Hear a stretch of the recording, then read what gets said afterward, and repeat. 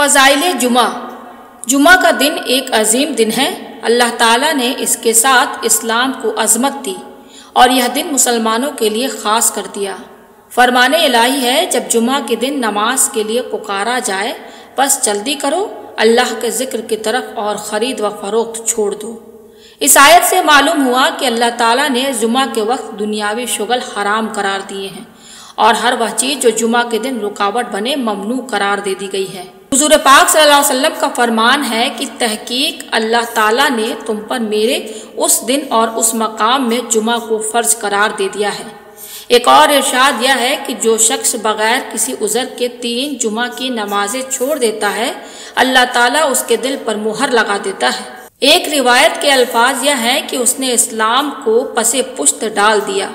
ایک شخص حضرت ابن عباس رضی اللہ عنہما کے پاس بار بار آتا رہا اور ایک ایسے شخص کے متعلق پوچھتا رہا جو مر گیا اور نماز جمعہ اور جماعتوں میں شریک نہیں ہوتا تھا۔ حضرت ابن عباس رضی اللہ عنہما نے فرمایا، وہ جہنم میں ہے۔ وہ شخص پورا 1 مہینہ ہی پوچھتا رہا اور آپ یہی کہتے رہے کہ وہ جہنم میں ہے۔ حدیث شریف میں ہے کہ اہل کتاب کو جمعہ کا دن دیا گیا مگر انہوں نے اس میں اختلاف کیا، لہٰذا یہ دن ان سے واپس لے لیا گیا۔ اللہ تعالیٰ نے ہمیں اس کی ہدایت دی، اسے اس امت کے لیے مؤخر کیا اور ان کے لیے اسے عید کا دین بنایا، لہٰذا یہ لوگ سب لوگوں سے سبقت لے جانے والے اور اہل کتاب ان کے تابع ہیں۔ حضرت انس رضی اللہ عنہ سے مروی ہے، حضور پاک صلی اللہ علیہ وسلم نے فرمایا، میرے پاس جبرائیل آئے، ان کے ہاتھ میں سفید آئینہ تھا۔ انہوں نے کہا، یہ جمعہ ہے، اللہ تعالیٰ اسے آپ پر فرض کرتا ہے تاکہ یہ آپ کی اور آپ کے بعد آنے والے لوگوں کے لیے عید ہو۔ میں نے پوچھا، اس میں کیا یمن و برکت ہے؟ جبرائیل نے کہا، اس میں عمدہ ساتھ ہے، جو شخص اس میں بھلائی کی دعا مانگتا ہے، اگر وہ چیز اس شخص کے مقدر میں ہو تو اللہ تعالیٰ اسے عطا فرماتا ہے، ورنہ اس سے بہتر چیز اس کے لیے ذخیرہ کر دی جاتی ہے۔ یا کوئی شخص اس ساتھ میں ایسی مصیبت سے پناہ مانگتا جو اس کا مقدر ہو چکی ہے تو اللہ تعالیٰ اس مصیبت سے بھی بڑی مصیبت کو ٹال دیتا ہے، اور وہ ہمارے نزدیک سب دنوں کا سردار ہے، اور ہم آخرت میں ایک یوم مزید مانگتے ہیں۔ میں نے کہا، وہ کیوں؟ جبرائیل نے عرض کی، آپ کے رب نے جنت میں ایک ایسی وادی بنائی ہے جو سفید ہے اور مشک کی خوشبو سے لبریز ہے۔ جب جمعہ کا دن ہوتا ہے تو اللہ تعالیٰ علیین سے کرسی پر نزول اذلال فرماتا ہے، یہاں تک کہ سب اس کے دیدار سے مشرف ہوتے ہیں۔ حضور پاک صلی اللہ علیہ وسلم فرماتے ہیں کہ سب سے عمدہ دن جس میں سورج طلوع ہوتا ہے جمعہ کا دن ہے۔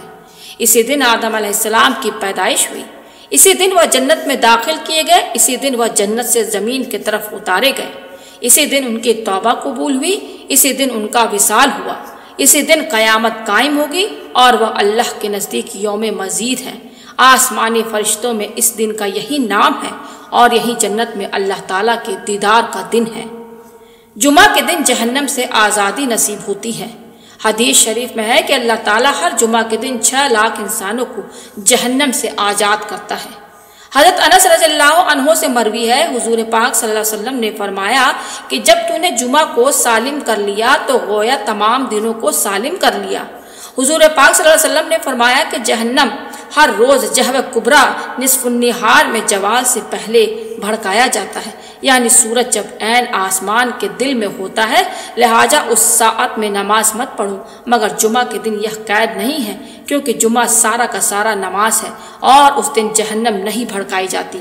حضرت کعب رضی اللہ عنہ کا فرمان ہے کہ اللہ تعالیٰ نے سب شہروں سے مکہ معظمہ کو فضیلت بخشی ہے، سب مہینوں میں رمضان کو فضیلت عطا کی ہے، سب دنوں میں جمعہ کے دن کو فضیلت دی ہے اور سب راتوں میں لیلۃ القدر کو فضیلت عطا فرمائی ہے۔ کہا گیا ہے کہ جمعہ کے دن حشرۃ الارض اور پرندے ایک دوسرے سے ملاقات کرتے ہیں اور کہتے ہیں کہ اس نیک دن میں سلام ہو، سلام ہو۔ نبی کریم صلی اللہ علیہ وسلم فرماتے ہیں کہ جو شخص جمعہ کے دن و جمعہ کی رات کو فوت ہوا، اللہ تعالیٰ اس کے لیے 100 شہیدوں کا ثواب لکھتا ہے اور اسے قبر کے فتنہ سے بچا لیتا ہے۔